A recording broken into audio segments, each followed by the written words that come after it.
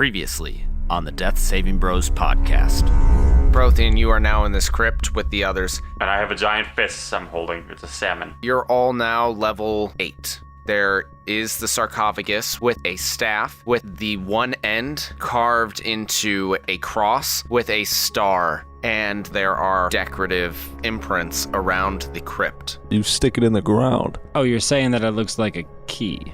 Yes. And when you do, there are streaks of light and a door slides open. Do we go down there? I'm just gonna throw a salmon at him. The grown-ups are talking. And the staircase opens into a large room. And at the far end, you can see a pedestal and 2 chests. I would like to shadow step in front of the chest. You activate one of the pressure plates. A metal spear. Is there a path I can take all the way to the chest? Yes. And I smash that chest with my warhammer. And you depress the plate that is underneath it. Jets of flame ignite from the top of the room. Stop fucking touching the chests. My character right now is laughing while watching you guys. Yep. I'm having a pretty good time. Or are you still? Was there anything on the pedestal, or was it? You see the cross with a star symbol. Jet takes the staff and places the top on the pedestal. The pedestal is filled with spider-webbed veins of light, and from the pedestal raises a book, The Chronicles of Parmar. I want to sprint across the room and absolutely golf slap this fucking chest.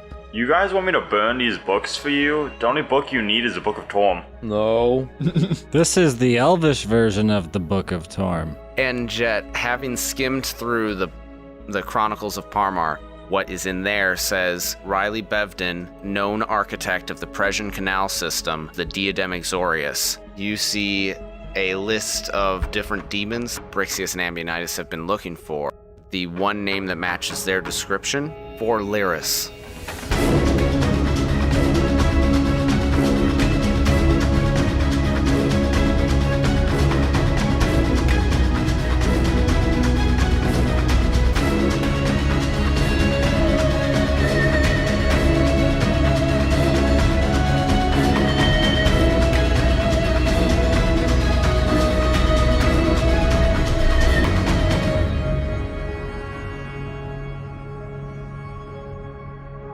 Welcome to another episode of the Death Saving Bros podcast. I am your host and dungeon master, Paul Camper. With me today, I have Eric Nemeth. Guten Tag. Brad Renfro. Crisscross marinara sauce. Ben Renfro. All I need is 3 things. My bros, my hoes, and my mimosas. Mimosas. Brad Richards. Both of you eat dicks. And Matt Smith. Hello, all. Also eat dicks. Okay. We are a 5th edition actual play Dungeons & Dragons podcast. This is our 46th episode. Nailed it. It's got a number to it. It's in order. It's another week. Who remembers what happened last time on the Death Saving Bros podcast? We are not doing nose goes. God damn it. We are actually going to do something that Ben suggested a few episodes back, where we put our D20s in a hat, and then we pick a winner. Eric, I'll put one in for you. Kobe. I was going to do that and say that exact same thing, you sack of shit. Hold on, Kobe. guys. It's a D20. Paul, I got this. Don't move the hat. He just cracked his screen with a die. Did he crack his screen? No, Did you put this kind of dice in? Well, you have different numbers. I put the... His Yeah. are white numbers, yours are not. Oh, this is for Eric. I then. put the metal one in. All right. Just so you know, I have an actual hat and am picking out a die. Yeah, who owns a hat like that? We're not impressed. Brad Renfro. Get fucked. All right. What happened last time on the Death Saving Bros podcast? First, you gotta whip all the D20s back at us. Last time on the Death Saving Bros podcast, our adventurers. Jeez, those are bullets. Throwing them at my nips. Those are bullets. The Free the Nip campaign, I support it. Oh, God. All right, someone give me the camera. I got to throw Eric's back at him. Yeah, please use the metal one. I got to wind up first. Got to get loose. Oh, why did I do that? Y'all embarrass me. Last time on the Death Saving Bros podcast, our adventurers nimbly escaped various amounts of traps while pursuing the crypts in search of its secrets. The Crips? Yeah. Like the Crips and the Bloods? Yeah. The KKK. What's Big cracking, CIA. Yes. At the end of their adventure, they came across 2 chests in which they recovered information that pretty much said, I'm going to lose the whole intro thing. Information, because, this is where I start to get I got to think a little bit harder. Pretty much information about we got the demon that Brixius and Ambinitis are looking for. We got information on the Diadem Exorius that we're all kind of, or I guess I'm mostly interested in, or I don't really know if these guys care about what's going on with me, so information on that. And yeah. Anybody have anything else to add? Persian Canal System. It's important. To find Riley Bevden. Loud noises. You mean the Persian Canal? Yes, Thank you. the Parisian Canal. Yeah, I'd say that's a pretty good recap. So, at the end of the last episode, Jet was reading through the various materials, and he came up with a lot of this information. Abe and Brixius were trying to dismantle the flamethrowers, and Prothean and Ambinitis weren't doing anything. This occurred over the course of an hour, therefore, Jet, Prothean, and Ambinitis can use their hit dice if you want to. Abe and Brixius, sorry, you guys were doing something a little bit more strenuous than eating, drinking, reading, or tending to your wounds, so you don't get to use your hit dice. Or nothing. I preemptively used half my hit dice to gain mostly full HPs. I only get 1 hit dice, right? You have a number of hit dice equal to your level. Oh, hot dog. Oh, I'm back at full health then. You get 7 Ambinitis. No, isn't everybody level 8? Yeah. No, because they got we're like multi-classed. sorcerer classed. Well, there's still a level 8. But we would get, 7. Like Mine's for, a 1d8 per my monk level. Yeah, so they have So it'd 8 be- hit dice, but they only get to use. They can only use up to 7 D12 for the barbarian or D8 for. Sorcerer's 1d6. Is it? That's what I've written down. Oh, cool. Fuck you, DM. How about that? Because they're a pussy ass bitch. I'm not going to use 2. I thought about it. I'm not going to be able to count. 2. All right, we can count by 2. Outstanding. 8. That's 10. 5. Shit. I got a 9. Is that 19? In total so far. 1. 20. 4. How many hit 24. dice are you at? 5. 4. 28. 1. 6. All right. 35 total hit points that you get back Wow. You're at 74. Nice. with what he had before. Yeah. Also, I don't know if we were keeping track of it last episode, but Jet, don't forget, are you wearing that healing ring? Yeah. I no longer have the lowest HPs, but yeah, I do have that ring that also stacks my it sucks extra life out of me. Yeah, so you've got the Onyx ring that boosts your Constitution level. But it's And Onyx like the Pokemon, not like the rock. Why? What color's the rock? I'm just saying it makes him beefy, so it's like the Pokemon. Oh, Black? okay. We got to specify that Onyx? it's different. No, the rock. He said what color's the rock? Samoan. He's It's all Samoan. about caramel. Yeah, if you want to know what color the rock is, it's caramel. Samoan, what do you mean? I mean, the rock, aka Dwayne The Rock Johnson, Is Samoan. is Samoan, Like the cookie? of which means heritage. his color is caramel. A nice cappuccino. Onyx the Rock Johnson. Wait, what did that do to my Constitution? I thought it just boosted my HP. No, your Constitution is now 16. That's why you get the extra HP. That's right. And then you also have the suck your life ring. So you've been taking a -1 every time you are dealt damage? Yeah, I got 6 stacked. Okay, cool. Sakimata. All right. So, having dealt with the crypt, having done our hit dice, Well, real quick, what was the pronunciation of the demon. It was 4 liris. 4 liras. Or Lear is. 4 lear is. Cool. All right. So we go back to the surface and then take off at a dead sprint in the correct direction. Yeah, I also think going the right way would be something beneficial for the group. I thirdly agree. It sounds like it's a majority rule at this point, Dungeon Master. It's going to be a hard maybe. That's good enough. Pass. What is the correct direction? The way we go to win. To be correct. I mean, it seems pretty obvious. Like, I don't know what you're not We're going to go to the understanding about Presian this. Canal. We really have to explain ourselves on this one? We're going the correct way, damn it. The correct way to get to the correct end goal that we want to do. Correctly. That all depends on your end goal. This is Dungeons and Dragons. You can do whatever you want. But the Presian Canal system, if you did want to go that way, if you wanted to look through your atlas of Trugalan provinces, which you got last episode, you could do that, or you might remember that the goblins happened to mention the Presian Canal system.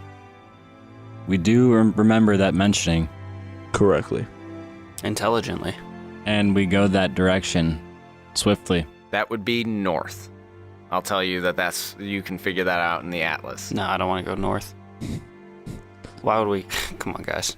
That doesn't seem like the right way, though. I don't know if it's the correct way. Like, there's only so many ways you can be right. And, Until you become left. yeah, this seems like the leftward way. Interesting. So what's the correct way? North. We're going north! Okay. Because we should also probably stop in Astrakhan to, I'm going to gesture at Jet and be like, and get the Eamon Day out of his Ut Bay. Do what now? Nothing. Yeah, I think, as much as I love traveling with a demon, I don't want to do it no more. So, that's what we can do, is we can go to Astrakhan. Oh, I dropped my pencil. We can go to Astrakhan, exercise his demons with some jumper jacks, and then we can maybe rest at an inn. So, me and Abe can get some HPs back, because we're feeling tired. We're exhausted. Jumper jacks, huh? Oh, it's because of the jumper jacks we're so tired. Oh, well, lucky I'm actually tired. But, so we can go there, help him with his demons, rest up, read the books that we picked up so we can figure out where 4 Lyris is, and, win the game correctly. All right. I like that plan. Do I have a gym in Astrakhan yet? No, you happened to mention it, and you spoke to... The bubble guy? No, not the bubble guy. The short, No, gnomish not, guy? not the short guy. The tall guy? No, it was the guy a few doors down, right? The guy of medium height. 3 doors down? Yeah, it was the guy a little bit down the way. His name was Tyndall. Oh, Tinder. Tinder. He's matchmaking you with some real estate.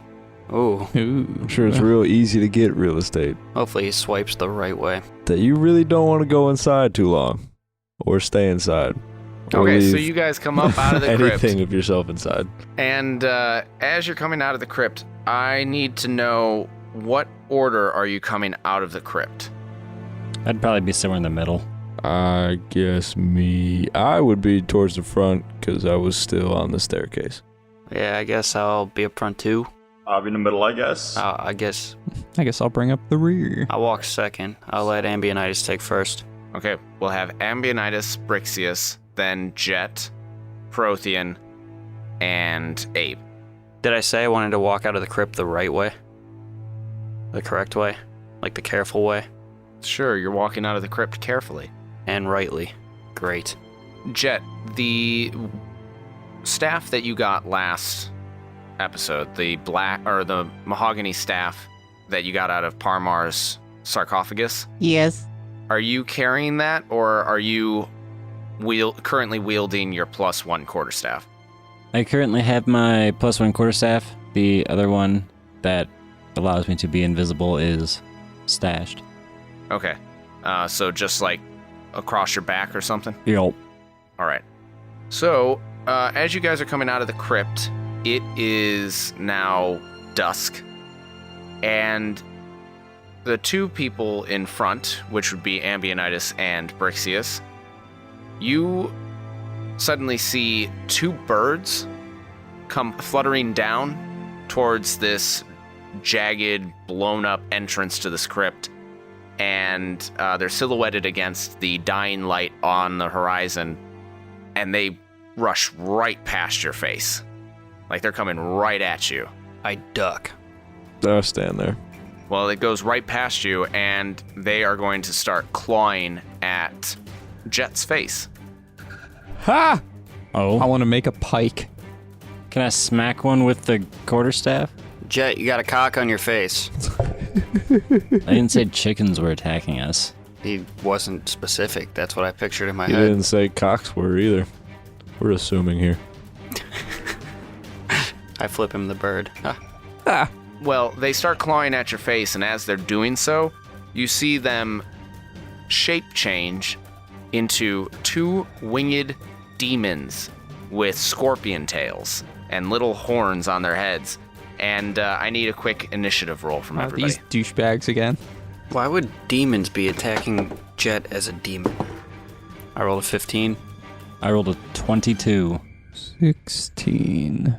19. 18. Really, I was the lowest with a 15. Good rolling today, boys. Except for the fact of my hit dice was very subpar. All right, Jet, you have the first reaction. It's crusading time! As I pull out my sword. Alrighty, first I'm gonna take a quarterstaff swing with a combined unarmed strike, as I'm allowed to. And I'll see what kind of hurting that does to him. At your own face. Okay, so you've got your first quarterstaff. Yeah, I rolled a 14 for that. That will do it. Okay.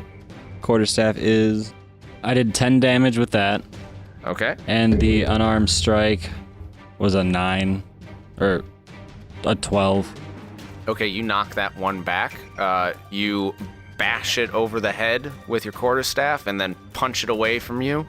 And it goes sailing, and you hear a satisfying crunch, like you had just stomped on a beetle. Excellent. I'll take my second attack at the second one with the quarterstaff. 25. 8 damage. Okay. And the unarmed strike that goes with it. Hold on. You can't do that. It's a monk thing where I do a attack. It can be combined with a unarmed strike as a... As a bonus action, and you only get one bonus action. I think it's in addition to the attack action, not like each attack. Like you have extra attack, right? Yeah. Yeah, so I think it's like when you take the attack action, you also get to take a bonus action to do an extra unarmed strike. Well, so if he has second attack, if he takes the attack action, you get to make a second attack. That's Right. the second attack, so that's the two But quarters. that's still like one action. Right, that's one action, and then he gets a bonus action, which is the unarmed strike. Right. We're saying the same thing. Yeah. Okay. Okay, so I do just 8 damage to that one. Okay. That one, how do you hit that one? I hit the first one, and then I hit the second one. Baseball bat swing, and then a reverse baseball bat swing. So baseball bat, and then punch to the first one, and it went sailing? Yeah. Okay. It is still alive. And Ambionitis, you are aware of the fact that there is this winged demon. I smack it towards Ambionitis and say, "Batters up." I would like to kiss it Kiss it. with my warhammer All right. in its rectum.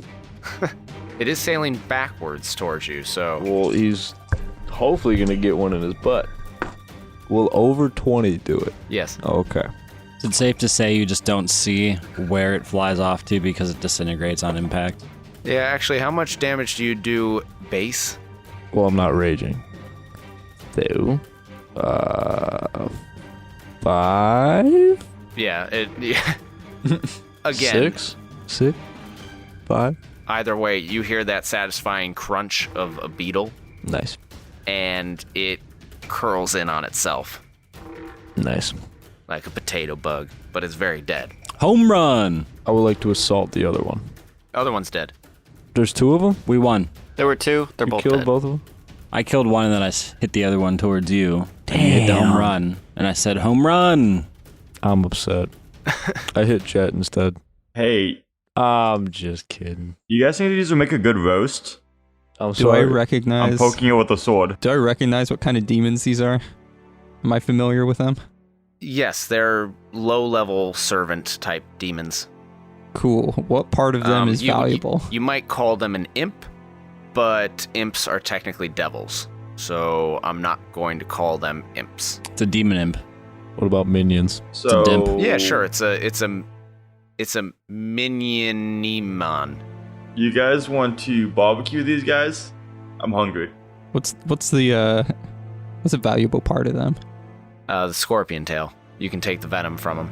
All right, I want to cut off both of the scorpion tails. You have And 2 stash 'em. minionimon scorpion tails. Fucking Digimon protein. You can go ahead and eat these if you want to. I would probably say don't do it. I also have some salmon and mushrooms. I'm throwing them in my bag of food. I'm not hungry. This is D&D. We don't have to eat. Yeah, I don't really want to eat demons. I just want to kill them. If you eat demons, you get to strength. False. That's probably false. I want to look around and make sure we're not about to get like swooped down on by like a whole fuck ton of them. Give me a perception check. You can't be surprised. Prothean, demons are some weak motherfuckers. I don't want their strength. 15. I still have my pike out. The light is failing, but I have dark vision.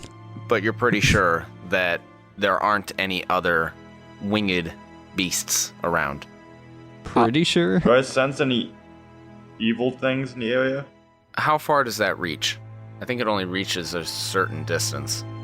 Let me double check, 'cause I don't know the distance on that one. While he's doing that, hey Abe, could I get some of that venom to make some poison darts?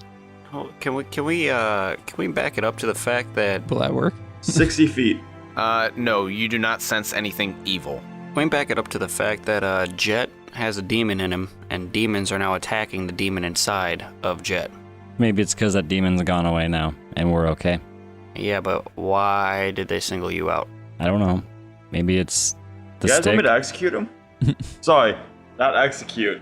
Well, I could do that too. It's called exercise. Let's give him a quick cavity search and see what the state of his butthole is as far as this demon int goes. It might be this glowy staff key thing that I've been carrying. No, maybe someone else should carry the staff then, in case that demon's still inside of you. No, I kind of like the staff. And we should get you to Astracane. Yeah, we're going to Astracane. We can do these jumper jacks Mm-hmm. and get this demon out of you. But until then, maybe you shouldn't carry the staff, and we should watch you. No, hey, they're going to come anyway. We took care of these demons. It wasn't a big deal. I just think it's weird, the fact that demons are attacking demons now. I mean, if the enemy is the enemy here, so I think we're good. Demons will be attacking our group regardless then, as long as we got this cool staff. Well, if it happens again, then we know it's either the staff or the demon. All right, well, and if the then- demon's like the staff, then you turn back into a demon, then you would presumably like the staff, and you would already have it. No, it's okay. I don't like the staff. Well, then why are you not giving it up? It seems like no, you're pretty no, Seems attached like you to like it. the staff right now. No, it's just my staff. You're pretty attached to the I want to shaft. advance menacingly Still have your pike out? with my pike out. I'm drawing my sword and going to look intimidating. Why don't you just do your? You can see magic stuff, right? Is this like a evil or is this an evil staff? Oh, we definitely know there's something up with Prothean. the, I with mean, the we staff, already checked but this. You're definitely 100% semi-possessed. No. I'm talking about the staff, not me. Well, he didn't detect anything evil. See, the staff is Does okay. do I sense evil coming from the staff? No. Yeah, I don't sense anything, but I don't trust my senses. character flaw. I never trust My character's anything. dumb as fuck. I don't know if I get what I'm doing. All right, so let's just go ahead and advance to Astracane then, and in doing so, I'm going to be keeping a very careful eye on Jet. Okay. Making your way there, it takes you approximately 3 days. You were almost there when you started heading south to begin with after encountering those goblins. So it's a pretty straight shot north. You're making your way through the moorlands of the Trugalan foothills along the Barrier Ridge Mountains. And the scrub brush gives way to the highland fields surrounding Astracane, and you come once again upon the city. You are looking upon it, and you can see that massive church with all the stained glass and the swooping arches and trellis systems, the buttresses, and surrounding that church are the couple-story wooden homes. Coming into town, again, you see the people that had been milling about the first time, and some of them actually seem to recognize you and don't give you quite as weird a look as the first time that you came through. But you clearly are outsiders because they are wearing those silken cardigans. Where would you like to go in the city? Are you going straight to the magistrate / high priest? Everybody has had their chance to get their HPs back and stuff, so I don't see why not. What do you mean? I have not gotten my HPs back. We'll do like 3 days, right? Yeah. So presumably we would have slept. If you didn't sleep, then we're going to have to roll for fatigue. What? It's D&D. You don't get fatigued. So I see no reason why at least I shouldn't head straight there. It's like Skyrim where you can literally never, ever sleep. And you're and be fine. All right. Yeah, we can head straight to the magistrate. I also want to make it a point before we leave this city, though. Like when we're in it now, I want to talk to Tyndall again about opening up a new gym in Astracane. So we go to the magistrate to find, are we looking for the little gnomish dude or the dragon guy? Probably the gnomish dude. The dragon guy's not here, right? He's up in the We're looking main for Lord city. Farquaad. Carfwad. Farquaad? Yeah. Farquaad. But we do need to talk to the dragonborn in the bubble still, because he definitely knows that there's demons, and... I don't think he's going to tell us. Well, he was real shady about it the first time, and then his name was on that list that we found, too, so that's another big indicator. And then, at least that's the extent of why I know we're sketched out about him. I think, there's one more reason. What are we going to ask him? Presumably, if we were, like, holding him down, choking him out right now, what would we ask him? Are you summoning demons? Yes. Okay. Why? How do we stop him? How do we get to this one demon? How about you not summon demons anymore? We can persuade him. Prothean can persuade him. That's always an option. But no, I do think he has something to do with the demons for sure. And if our goal right now, I mean, we have demon hunters and people seeking revenge for demons, and a guy with a demon inside of him. I think we should definitely pursue the option of figuring out why there's demons and how to stop all of this demon mishap, because that seems to be where all of our problems as an entire party are coming from. Except you probably like demons, right? Because you get paid because they're here. It's like supply and demand. It's job security. Yeah, if there's no more demons, then you're out of a job and you're not making money. I guess that's So you're true. the one summoning the demons, aren't you? Ooh. I'd only summon the weak demons then, so I could kill them easily. As you're discussing this in the street, you happen to notice that a lot of people seem to be going in the same direction, all headed towards the church. And the bells start tolling off in the distance, and one woman walks up to you and asks, "Newcomers, are you going to the festival?" What festival? Yes. "The festival of creation." What's the door charge? "There is no charge. It is Swag. It is the autumnal equinox. What is being created? It is a celebration of all of us being created. Please come join." So Why would it's you- a sex festival. Why would you celebrate everything being created? There were bad things created and bad people created, and you're celebrating them? Come and learn. Yeah, I'll come check out this festival. It seems like fun. Are you celebrating the creation of demons? She walks off. Oh. You extract information from her? Guys, should we follow her? I feel like she's hiding something. No, Protean. Fuck. I say the word demon, she gets all sheepish and leaves. So we're supposed to go exercise a demon, and now we're gonna go to a festival. Oh, right. Do we know...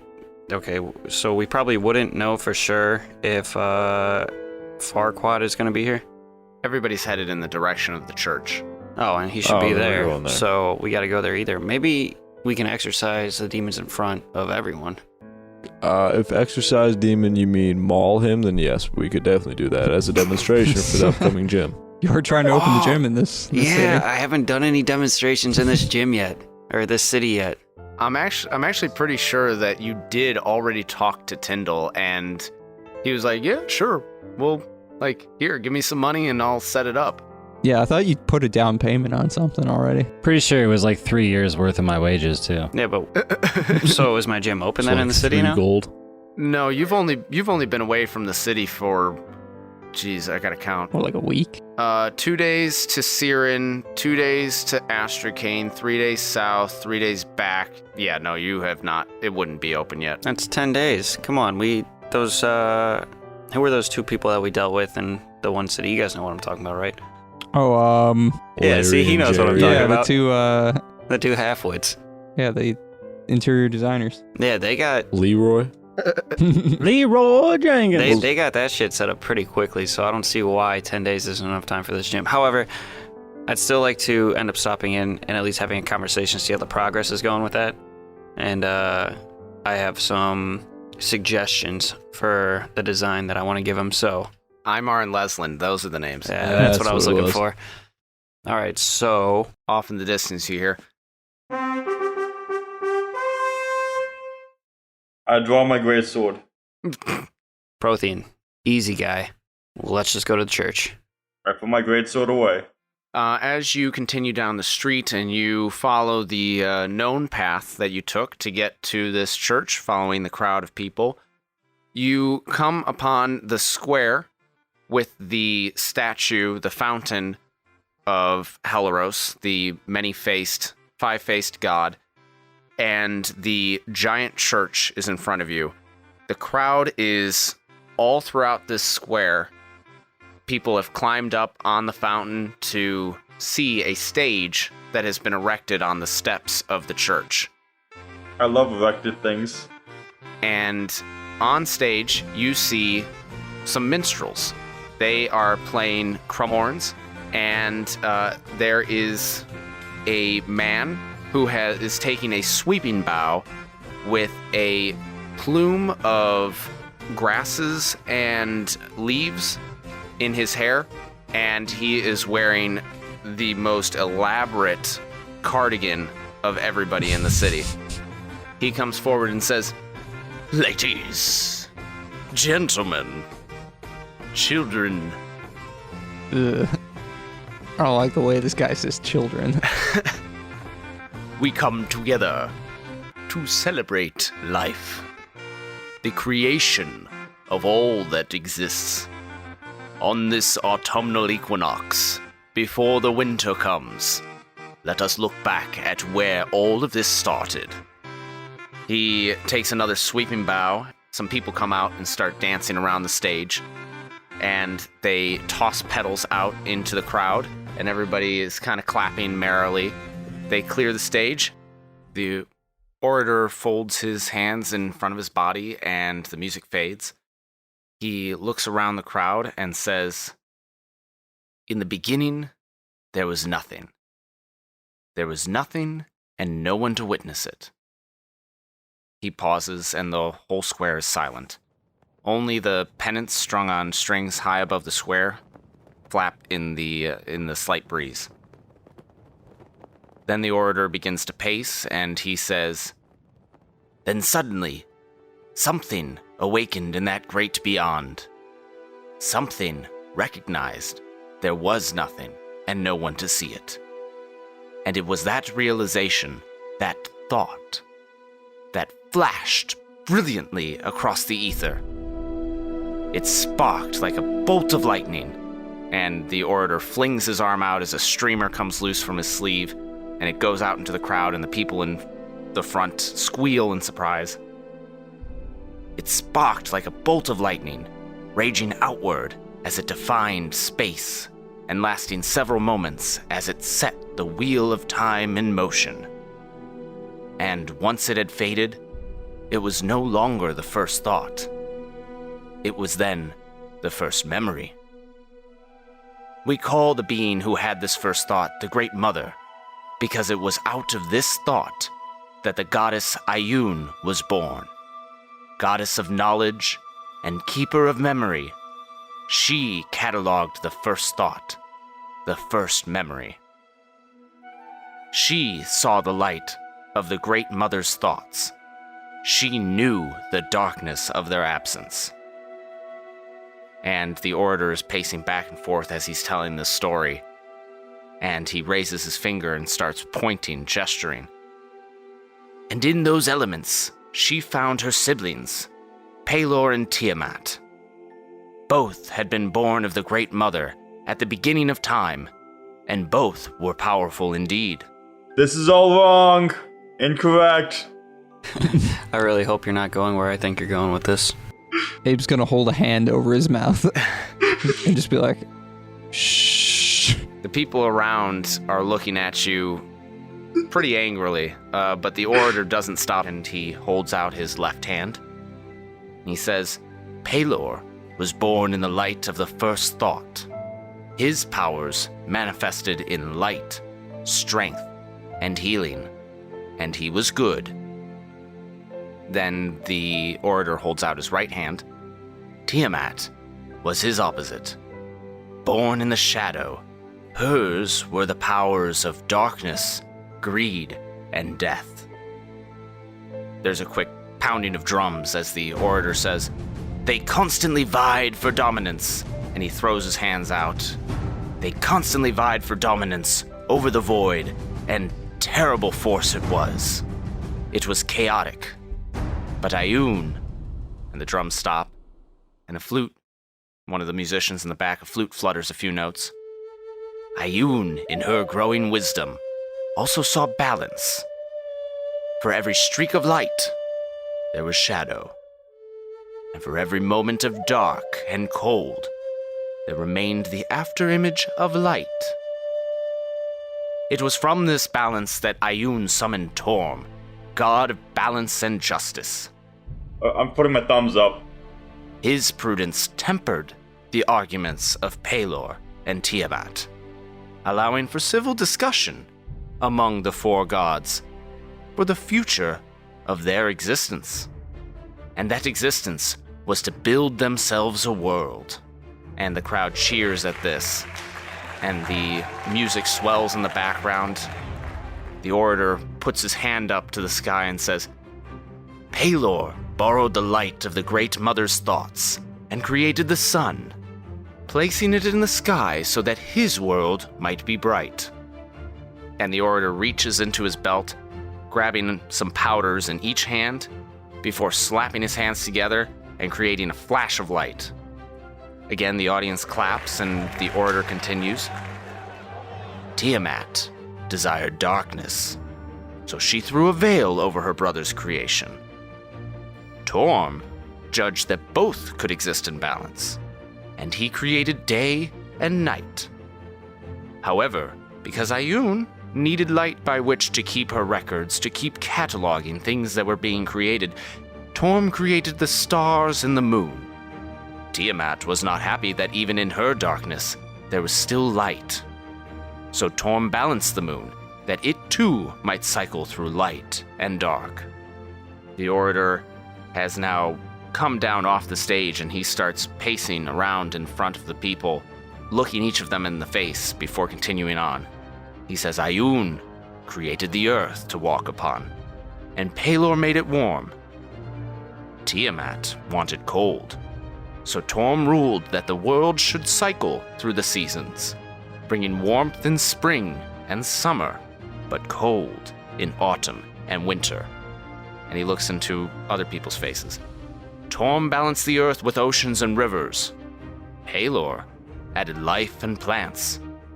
He created humans, elves, dwarves, halflings, and all the other races of Ralvaria.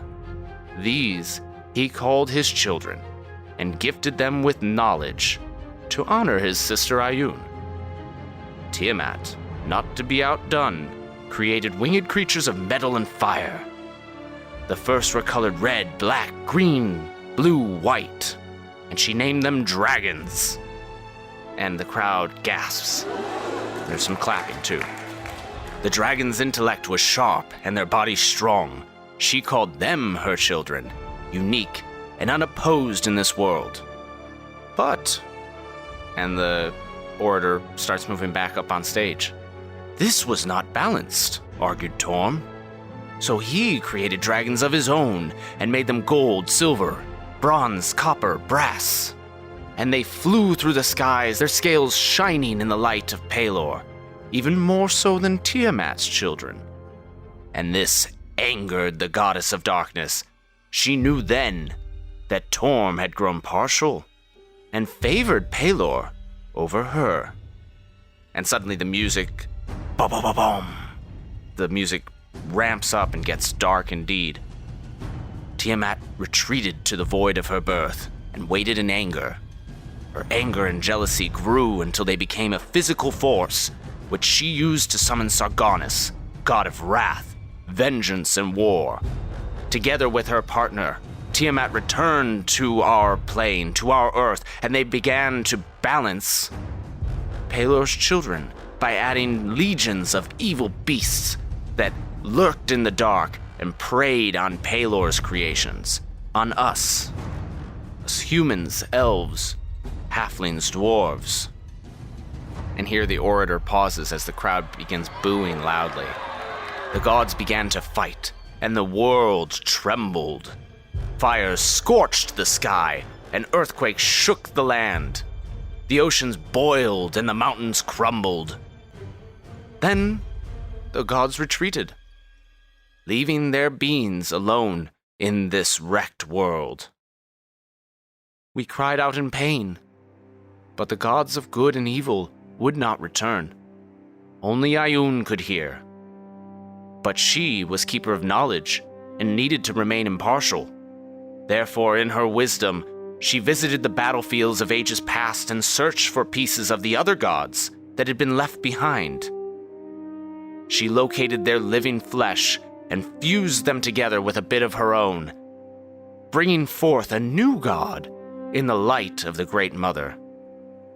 And suddenly someone in the crowd shouts, "Tell us his name!" The orator gives a small smile and says, "Do I need to tell you his name?" And somebody in the crowd shouts again, "Tell us his name!" The orator places a hand to his ear and says, My name's Jeff. Sanchez. "Do I need to tell you his name?" And the crowd shouts back, "Helaros! Helaros!" Boom! The orator smiles again and goes, "Yes, this new god was Helaros, the god of 5 faces, or the god of many faces, the At god... least 5. He was equal parts good and evil, just and vengeful, and he was wise enough to know the difference. Helaros is a false god. He came to us in our time of need. He helped to lead the creatures of the earth back into balance. But," and here the orator puts his hands in front of him again and says, "just as Helaros held many aspects in his face, so too did the creatures he now led. As we know, some of us are good." And he points to someone in the crowd, and the guy that he points to kind of like nods his head as his buddies around him are kind of digging their elbows into him. He goes, "Yeah, I'm good. Some of us," here the orator points at somebody else, "some of us are bad." And as he points at a child in the crowd, and the poor child starts crying. Protein spears him. Disgusting. The orator walks across the stage again and says, "We still cursed the names of the gods that forsook us and sought to make them pay. In our ignorance, we used ancient magics that we did not understand and opened a portal to the 9 hells, loosing the armies of Tiamat and Sargonis upon the world in the demon apocalypse." The entire square goes silent again, and the orator bows his head before suddenly saying, "Helaros acted quickly and once again proved himself our savior," and the crowd erupts in cheers. "Helaros proved himself our savior, which is why today," and the orator gestures to the ground, "which is why today, on this autumnal equinox, we celebrate him as we celebrate our creation, and we look to a future that remains bright in his, Helaros's, light. And the orator takes a deep bow as the music begins to swell again and the crowd cheers.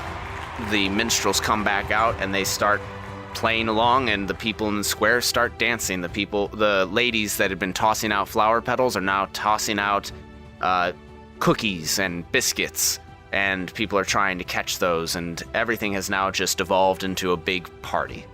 Guys, did we win? Well, we went the right way, so I think we won. We need to bring these people back into the way of the true God. We're not crusading.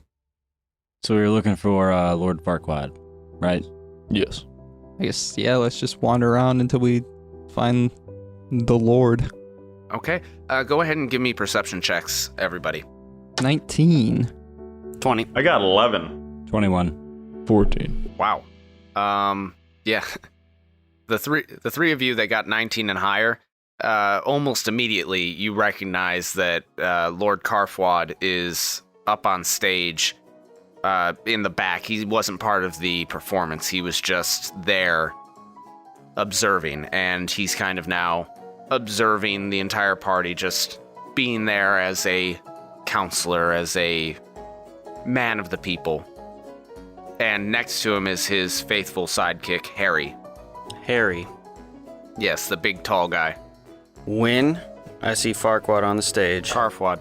Fuckwad? I swear I don't even try to mess it up. It just happens now. I really just draw blanks. When I see Carfwad up on stage, I'm just going to kind of give a little look and nod to Ambionitis, and you will see me sneak off to the side around the crowd. Left or right? If you're facing the stage. Right. Oh, man, really? Okay. So, yeah. So, I mean, are we able to walk up to him, or is it, like, blocked off? He's up on stage, but you could approach the stage. All right. Meanwhile, while this banter is going on, you see Brixius come hauling across the stage, and the guy who was announcing and talking things is going to get his ass speared. I draw my greatsword. I put my hand on the damn greatsword. It's a hard haul, let me tell you. Prothean, when you draw your greatsword, Son of a bitch. the people around you notice that, and they scream. Someone's got speared on stage. Yeah, they scream around you, and the people that are watching the stage also start shouting as Brixius goes tearing across the stage and spears, the orator on stage. Can I use my Know Your Enemy feat that I picked up because he was talking for so long? I spend at least 1 minute observing him, and you can tell me 2 things about him? Yes. All right. I want to know what his AC is and his current hit points. His AC is 12, and his hit points are 14. Ooh. Oh, so there's a chance I could always kill him on this one. Nice. I'm going to try and turn to the people in our immediate vicinity and talking about Prothean. Be like, sorry, he's had a bit too much to drink and he gets a little rowdy. Give me a persuasion check. You can do it with advantage since Ambionitis immediately put a hand on the greatsword to put it down. Advantage, you say? 16. That's better than their insight. Cool. They believe you. And they are now paying purely attention to what's happening on stage. Can I cast the word that I can't pronounce ever? Prestidigitation. Prestidigitation. Prestidigitation. Prestidigits with your fingers. Yes. I'm Tation. looking at the word, but it's not really prestidigitation. Prestidigitation. Prestidigitation. Supercalifragilisticexpialidocious. Supercalifragilisticexpialidocious. I can say that, but I can't say this word, so I'm going to think of a term that we're going to call it so I can say it. What is that French for pussy? Are you autistic? Actually, sir, it is artistic. It is very artistic. Please, the yarn. Is that all, Leonard Kenny? No, that's 21 Jump Street. We're going to create sparkles above ass face that just speared this guy on stage. Okay. Sparkles appear above Brixius. And then after that happens, can I use it to project my voice, or does it just have to be noises? I think thaumaturgy is the one that can magnify your voice. Yeah. We'll just make a noise that sounds exactly like your voice, but louder. Yeah, can I make a firework popping noise? Yeah. Okay, I'll do that right after that happens. What happens to the people? Lord Farquaad stops all of you. Yeah, people are definitely paying attention to the stage right now. What about above the stage? Are they looking more at the fact that this guy just got speared or the sparkle booming? The whole thing seems like they're not sure what's going on right now. Nice. But they haven't, mobbed Brixius yet. Wow, this is weird. Usually we're getting mobbed by now. You're welcome. You better stand up and start your speech. Yeah. Oh boy. Can I scream, get on with it? This is the big moment where I don't have a name picked out for the gym, but I gotta pull something out of my ass. All right. Thought it was like the hammer thumb. First of all, how much damage do you do to this guy? Oh, shit. What is damage for spearing when I'm really hauling? It's 1 plus your strength, and since you're charging... Add 10. I can go hammer thumb. We can go the hammer 5. What's the hammer fist and the hammer what? And the hammer fist and the hammer knuckle. So we can go for the hammer nail, the hammer hand, the hammer palm, the hammer 5, because they like the 5-face... Hammerhead. Hammerhead. They like the 5-face god, so I can go like the hammer 5 because there's 5 phalanges. So hammer 5 could work in this city. Or 5 hammers. The 5 hammer gym. Hammer 5. Maybe the hammer 5 for Astracane. The hammer ass. Okay, so Ass charging... hammers. Charging if you charge, you can gain a +5 bonus to the attack's damage roll if you choose to make a melee attack and hit, or you can push the target up to 10 feet away from you. All right. If you choose to shove, but you're spearing. Right. So it would be +5. So just 1 plus 5? It'd be 1 plus your strength +5. Oh. He said he had 14 HPs, right? Yeah. All right, we're in the clear. I only do 11. He is definitely holding his side. It feels like when I was a kid and the giant football player, like the guy that actually played football, tackled me in the side and tossed me down a hill. That didn't feel good. That's what he's feeling right now. Feels like that one time where he brought home a A- in math class, got the shit kicked out of him. Swift roundhouse to the ring. No room for negatives in this household. Just a perfect spinning sidekick straight to the sternum. But he failed the geometry one. Just get that angle. All right, so what gym name we going with here? You just gotta wing it. Start winging. Talk. Carfwad steps up and goes, "Is that Brixius?" I use message really quick to look at my brother. Hey, which name we going with? We forgot to discuss this. I'm holding up 5 fingers, listeners, and counting down. Either the hammerhead or the 5 hammers. All right, I stand up. No need to be alarmed, everyone. Farquaad, thank you for showing up. I actually got to talk to you after this. However, Somebody from the crowd goes, "His name's Carfwad!"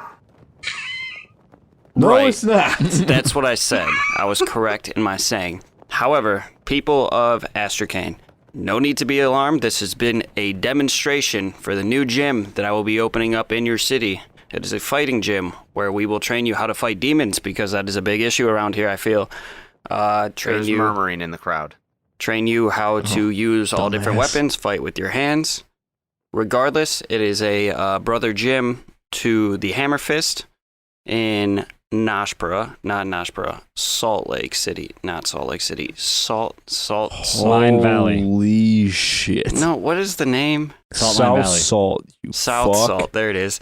It is a brother gym to the Hammer Fist in South Salt and the Hammer Knuckle in not Trugala. That's where Actually, we're at. wasn't this the city where you put the down payment on to open up the hammer knuckle?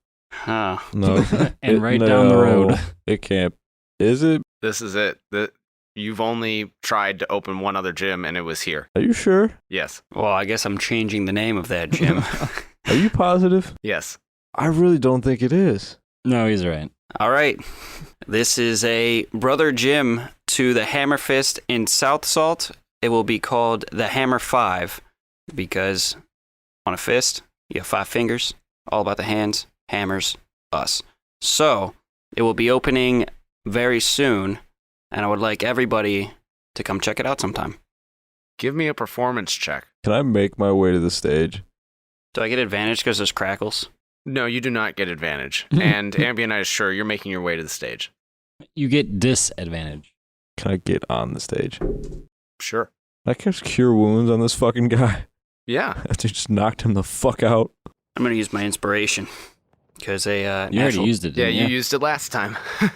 No, I didn't. I decided not to. I said I'll take the full damage last time. I said... All right, after take the this, times. you have no more inspiration. Well, you I've never questioned him used it last time before. about the inspiration. Then he said he had one. He said he had one. He never used his, and then he took it, or he used it, then he took it back because he didn't use it. And I'm the only one that did use it, because I had to use it on the attack roll or some shit. Okay, after this, Brixius has no more inspiration. How's an 11 going to do it? That was with inspiration? Oh, the first roll was a natural 2. Second roll was a natural 9. Does it help that I'm trying to heal this fucking guy? Yeah, and it also helps that the whole crowd rolled an 11. Ooh. So- we're meeting right here, which means that they love it. They accept it, and they mildly clap. I do a stand up and do a standing backflip. That you don't know how to do. Why not attempt it? Go ahead, give me an acrobatics. Takes a full fucking header. We're going to use the other How do you D20. cast Cure Wounds? I don't use this enough. Was it 1d8 plus your charisma modifier? Bastards! Motherfucker! Neither of these die are working for me today. That's another natural 2. Now you have a failing gym in the city. No, it just means I failed at doing a backflip, because that's a 7 total, which probably means that it was a very poor attempt, probably landed on my neck kind of weird. Which means no one's going to want to come to the gym to just saw the owner And I do stand that. up and be like, again, not to be alarmed, this is not an acrobatics gym. It's not a gymnasium. We're not doing gymnastics here. We're fighting, which means you do not need to know how to do a backflip. Just tell them you were showing that you were demonstrating how to land directly on the top of your head and be fine. When you try to do this acrobatics, and when you try to do this backflip, you do not get all the way around, and you just land on your belly. Start doing push-ups. And you pop up, you say your piece, and it is kind of funny. They liked the pratfall, and they like your explanation, so go ahead and give me another performance check. You get another chance at this. Oh, And how many wounds did you cure the poor orator for, So it's a D8 plus what? plus your charisma? Ooh, 5. Okay. He gets up. He's recovered from the spear. Only 3 of his ribs are broken now. And what was the performance roll? this time it was a natural 10, making it a 12. We went up 1. Oh my god. But they only rolled an 11, so instead of meeting, now I'm above the game. Yeah, sure. They are more responsive to it, and the orator, having been healed somewhat, comes up and actually says, "An unplanned advertisement. Welcome to the city, newcomers. Yes. Unorthodox. I would not recommend doing it again, but people, there you have it. A new way to fight, a new take on the city. Check out the Hammer 5. Hammer 5. And I high five him. And he high fives you back. And I would like to give a shout out to this gentleman right here for being a part of the demonstration. He will be receiving 1 week of free classes Wow. as payment. That actually gets them very much on your side. They seem very happy now. The orator sweeps another bow. He flings his cardigan out. And you hear Jet say under his breath, "There goes all my money." And you hear his ribs cracking as he does this. And the orator pulls you aside and says, "Don't you ever fucking do that again." What'd you say to him? Did you come up and say What's that? he gonna do? No, he now? was yeah. on the side. What'd you say to him? I said, "Please don't ever fucking do that again. That hurt." What's he gonna do with his 8 HP left? You cuss at my brother again, I will fucking end you. Hey, this is my brother. He helps me run the place. Helps Sorry. murder people. I gave you that look up on stage, and you made eye contact with me, and I thought you were in. Were you not in? He just goes, I appreciate the gesture of a week's worth of gym classes. I might take you up on that. You definitely should. Then you won't get hit like such a pussy next time. You learn how to properly take a spear. He gives you, like, the two most sarcastic thumbs ups and walks away. I want Alright. to pat him on his back as he walks by, but a nice firm slap. Just He Good on stumbles and goes back to his festival organization duties. fucking asshole. Then I would like to make eye contact with Farquaad, look around, Karfwad. look for my companions, be like, let's go talk to this gentleman, guys. And we spear him. You don't have to worry about that because Harry is looming over you. Well, I guess he wouldn't be looming over you. You guys are of a similar height to him. He's looming next to you. Who is this fucking guy? Harry, the guy that said, pick number 3, my lord. Oh, this guy's Farquaad's- fucking huge. Fuck, buddy. Oh, Bodyguard. he's a big guy. Yeah, he's a big hairy man. Is he hairy? Or is it like kind of an ironic name? Because he's really not. He is very hairy. Oh, nice. So it's not just a clever name. Harry is standing next to the Hammerbottom brothers and goes, that wasn't very nice. It worked. I think Karfwad would like to talk to you. We would like to speak with him as well. Our friend has a situation. Which one? Well, look down and you will see an erection. I guess the rest of us are gonna kind of scoot our way over there, probably.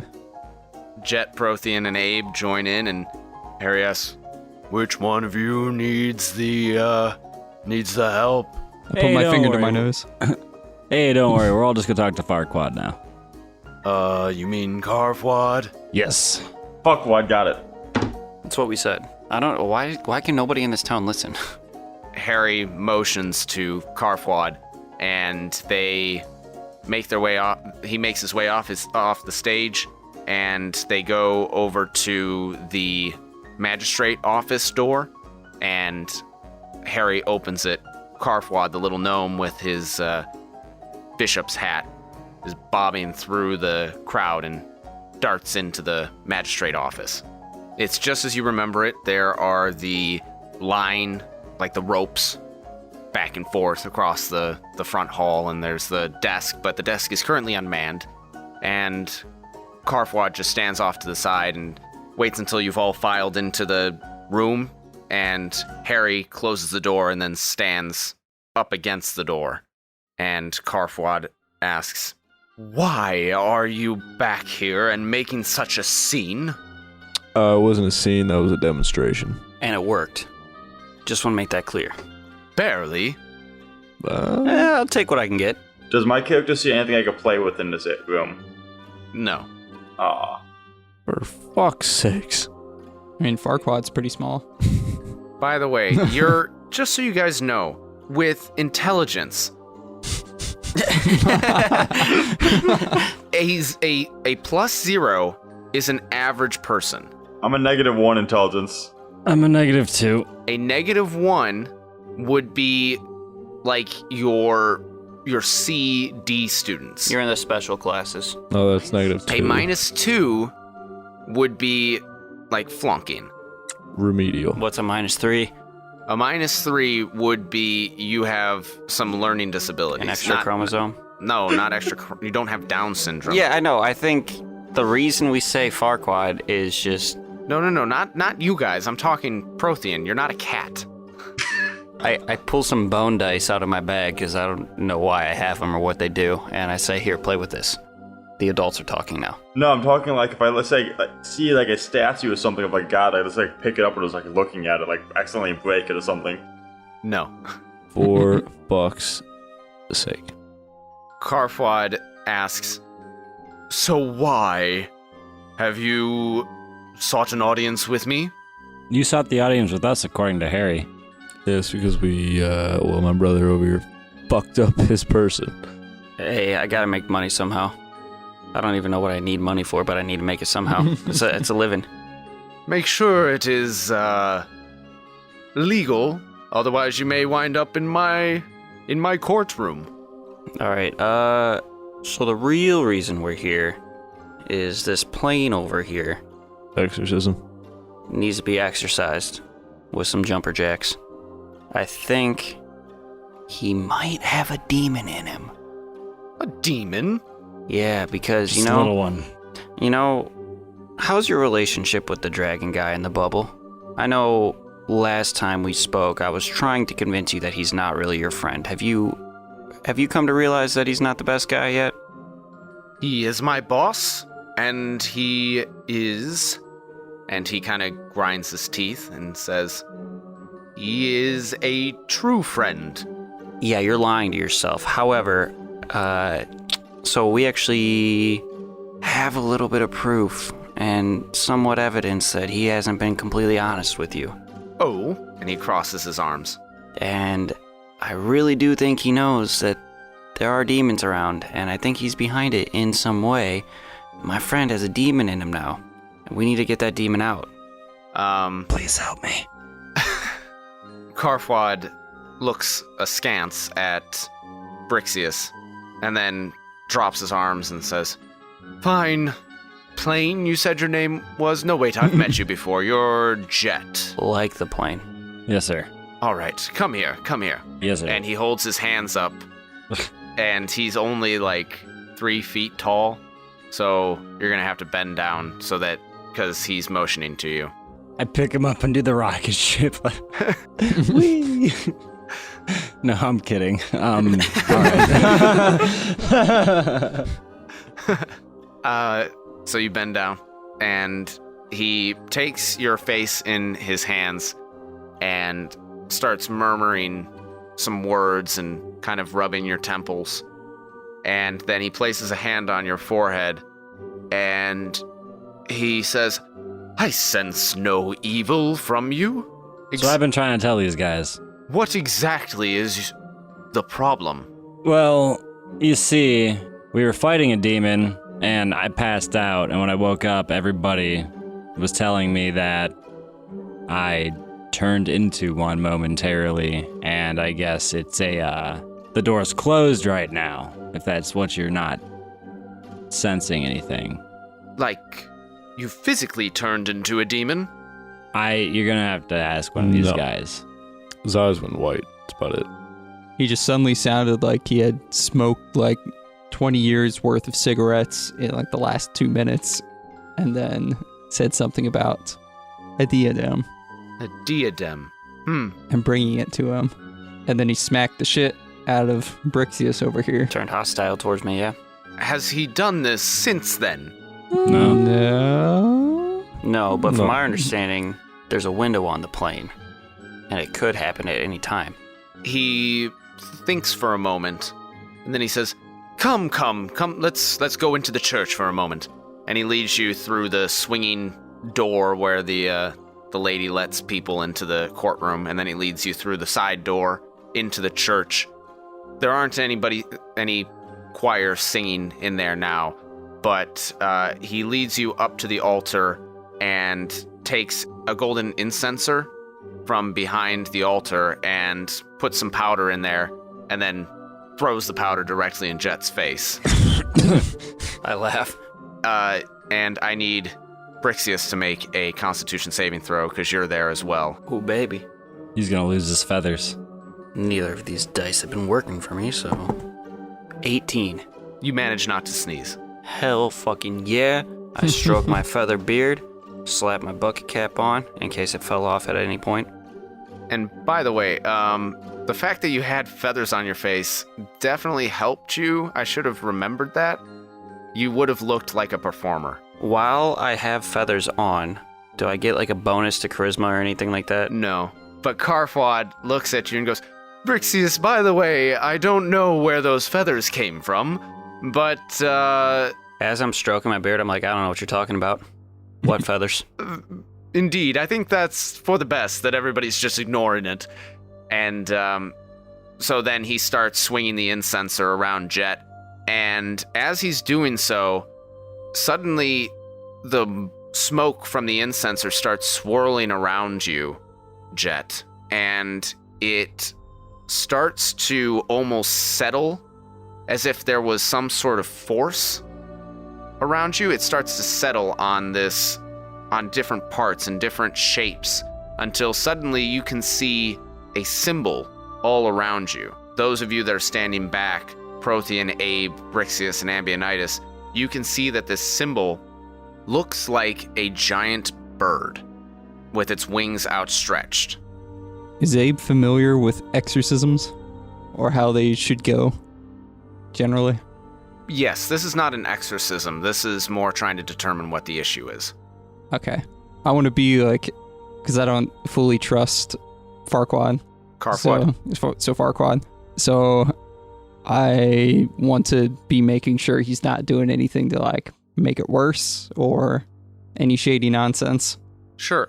You can give me an Arcana check. Bull, if you were the expert, you could do this yourself. Well, I'm not a priest. 17. And you have advantage because it's demon related. That doesn't help. So 17. Yeah. If he starts doing anything untoward, I'll let you know. Okay. But Prothean and, well, Jet, you wouldn't be able to see what the shape is, but Prothean and Carfwad both step back, and they both understand what this symbol is. Wait, isn't that the symbol of Sargonis? The false god? Yes, it is the symbol of Sargonis. Why would that be there? Oh, that's the temple that I was raised in. And have they performed some sort of ritual on you? No, I just, they taught me how to read the scrolls and texts and write and stuff like that. Okay, so you were at the temple, and you don't remember any sort of ritual happening. This is very odd. Normally this means that you have some sort of direct connection to the god. Do you have any sort of symbols on you, holy relics, anything like that? Not since this guy tried to carve the symbol of torment in my body. I strip him naked. I just want to make sure he's telling the truth. I'm gonna help. Is there anything on my back? Jet, you can undo the laces of your shirt and pull it aside, and with the incense around you, now looking through the smoke, those of you that are looking at his back can actually see that there is a fiery brand of the bird on his back right shoulder. Oh, that's not good. Dog, you've never seen this before?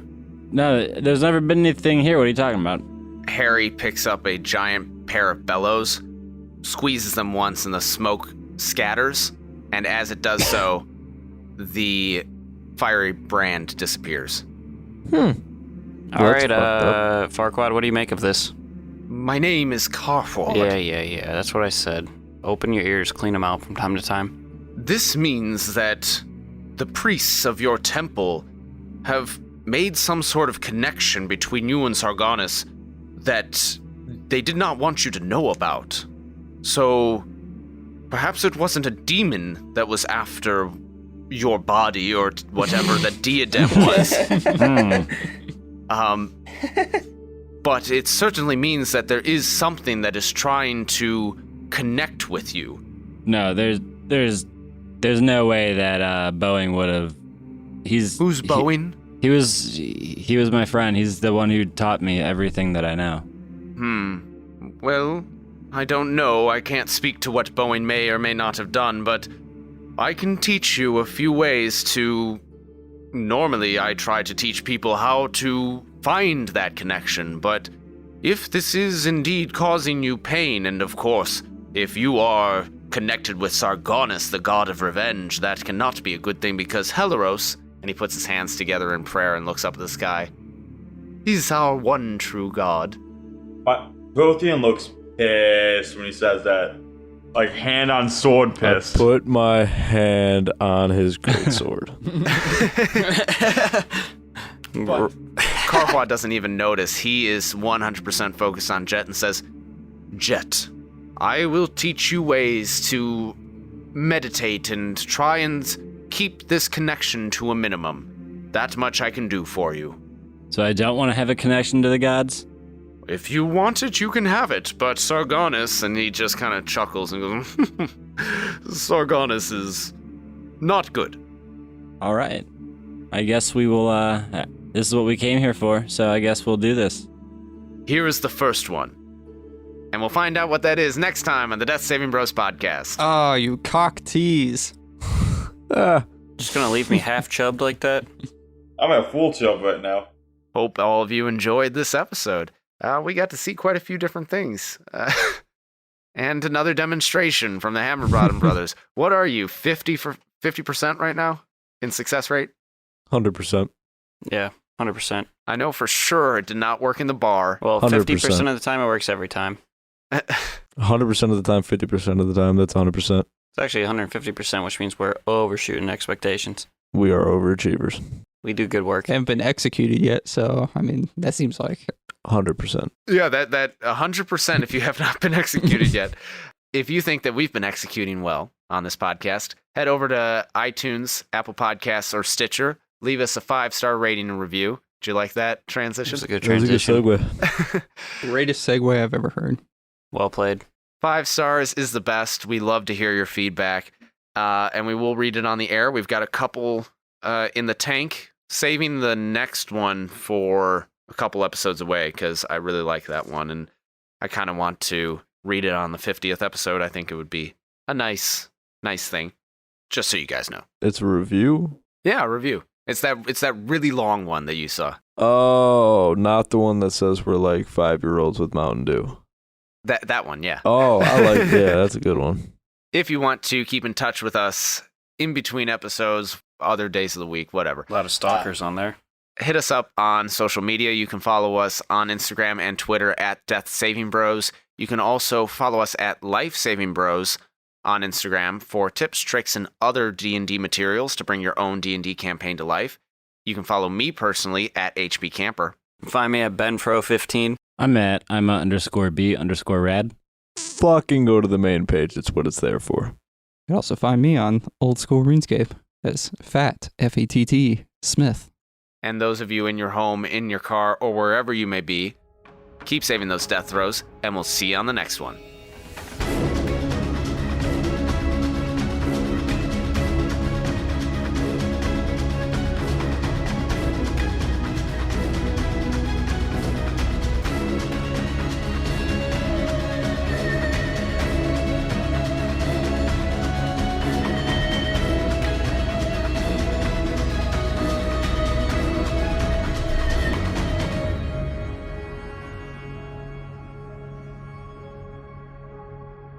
Home, car, wherever you are, save those throws for your death. I don't know. That's all I have. Bobby. Slap, slap, slap. Clap, clap, clap. You know, you're out of order. This entire court's out of order. The vending machine in the gym is out of order. That's also from Jimmy Neutron. What the fuck? What? Big ass spider just like jumped at my crotch. Oh, I see him. Kill him. Just start beating the shit out of Matt's crotch. I swear, if a spider calls me in this podcast, I will burn this house down. It literally jumped like directly at the tip of my penis. Oh, I see him. Oh shit. You missed? Fucker's quick. No way you missed him. Oh, no, I see his dead body. I need a napkin. Tell your friends. Just post him up on the wall. Hey, those 2 years, we didn't really have any spiders coming around. The second they took it down, we find that huge one. Fucking monstrous tarantula. And it took me 5 minutes to hit with a fucking boot. Okay. Now that we've killed the spider. How many XPs is that? 5. Nice. I won't believe it unless you send me pictures of the spider dead. I don't know why, but I have 300 XP points written on my sheets. Now I'm at 305. Mr. 305. You didn't kill that spider. It was a team effort. The fuck did you do? Supported. Matt called it out, and it took me 35 seconds to hit it with a fucking coaster. I was the distraction. Right. I kind of want to let it sparkle. Sorry, I was busy using the Force. And by the force, he meant me. You gave me permission. I did not force you to do anything. Oh, shit. He stops during the middle of his. Motherfucker, what was it? The paper is at work. Shit. Hello, children. Let me teach you about the creation of life. How'd you get this far through your speech without remembering that you left the paper? Is this what you do at work? Yeah. Hope your company's not listening to this one. Hope your boss doesn't hear this. You send out a headline, and it's just like Helleros creating like. Accidentally typed the wrong thing. They're like, what the fuck? Who's Helleros, and what does he have to do with Red's Apple Ale? All this stuff going on in Relvaria, I'll tell you. I don't know why you haven't been plugging our podcast in like newspapers and like press releases. Yeah, why haven't you been doing this, Paul? Before you leave that job, you should definitely do that at least once. Client in South Korea. You just like Death Saving Bros, most popular podcast in America. You get fired, but you at least get a lot of free publicity for us. I lost my place. Must have been a long chuckle. Hold on. Shut up. Lol. What it do, baby? The guy on stage just has a stroke and dies in the middle of his presentation. Who intrudes on my solitude? Oh my goodness. Are we like gods or something? Because, like, we have way too much fucking health then. I mean, at level 1, they have like 14 health. I mean, at level 1, I had like 7 health. So I guess it's not too far off. Alright, because I kind of feel like a god now. Oh, yeah, that's I'm gonna be a exactly what we vengeful pretty much god. are. I'm gonna rule these people. That's exactly what Prothean needs to hear. Maybe I shouldn't be following Tor. Maybe I should just be my own god. Oh no, this is Alex speaking, not Prothean. Oh. How's it going? Is anyone still here? I'm so alone. Some of the sounds and background music in this production are copyright material. The songs Dark Times, Darkling, Hyper Fun, Moonlight Hall, Past the Edge, Rights, and Sovereign Quarter are by Kevin MacLeod at Incompetech.com, licensed under Creative Commons Attribution License 4.0, and sourced from filmmusic.io. The tracks Coming of Time, Dreams of War, Epic Emotional Moments, Epic Emotional Trailer, Fantasy Adventure, Ice and Snow, Lonely Mountain, and Morning Flags are music by Orchestralis. The Death Saving Bros theme song is an abridged version of the song Run by Kai Angle and sourced from the Free Music Archive. This track is used with permission under Creative Commons Attribution License 4.0. You can read the full license at creativecommons.org/licenses/by/4.0/legal code.